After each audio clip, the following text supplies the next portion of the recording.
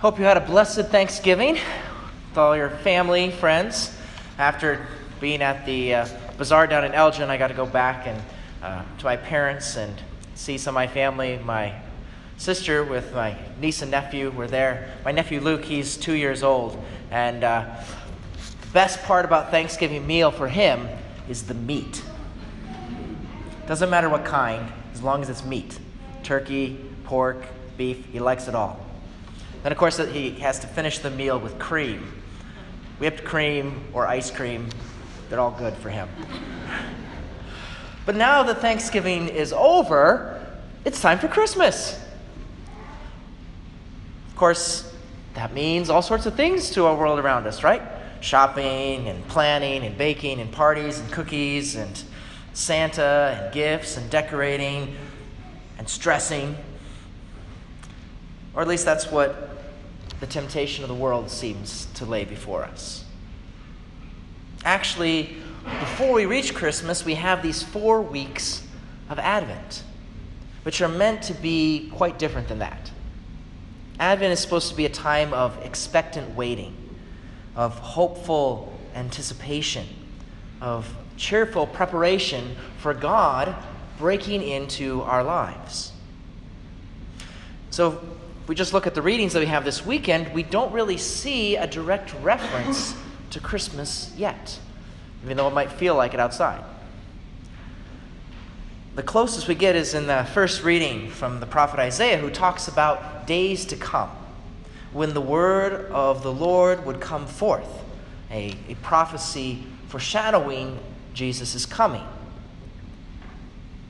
But not only is Advent about an expectation, a patient waiting of Jesus' birth, as it occurred 2,000 years ago, it's also a hopeful anticipation, as we'd been already reading about in the last weeks of Ordinary Time, for Jesus' coming again in glory.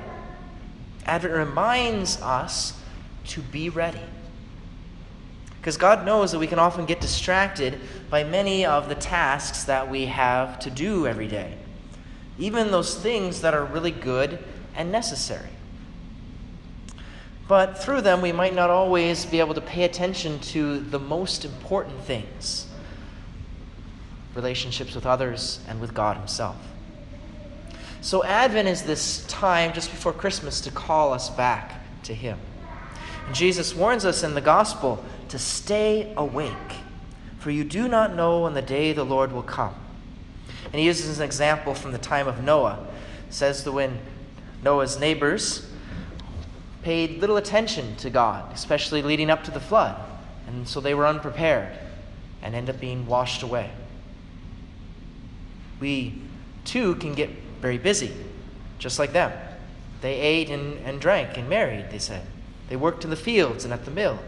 They didn't dream that an event was going to come that was going to change their lives forever. But Jesus warns us that he will come again. At the end of time, and actually all the time, he wants to come to us and speak to us. So we want to take great care not to be caught up in all those everyday affairs and forget to give time for prayer. In the second reading, St. Paul says that it is the hour now for you to awake from sleep, for our salvation is nearer now than we first believed. So we need to wake up from our food comas from Thanksgiving, maybe, and be ready for the Lord to arrive. When he says wake up from sleep, the Greek that he was writing in is actually the word hypnos, for sleep. That's where we get the words hypnotize, hypnosis. It comes from that. So if we think about it, we can become so accustomed to the normal ways in which we've been doing things, even accustomed to maybe evil things that we see in the world, that we're hypnotized, we're desensitized, we're kind of in this fog and just kind of going through the motions of all the stuff that we have to do each day. But it's good for us to have this time of Advent to wake us up, not to be kind of hypnotized by the world around us, but to really contemplate, are there ways in which I've just kind of been going on with my life, following the ways of the world more than following Christ? And how is it during this time of Advent can I wake up and follow him a little more deeply? Have I let other things that seem to be important take precedence over those things that are the most important? Paul, in that reading, tells us to put on the Lord Jesus Christ. That's what we should do this Advent season of preparation. Spend some more time in prayer.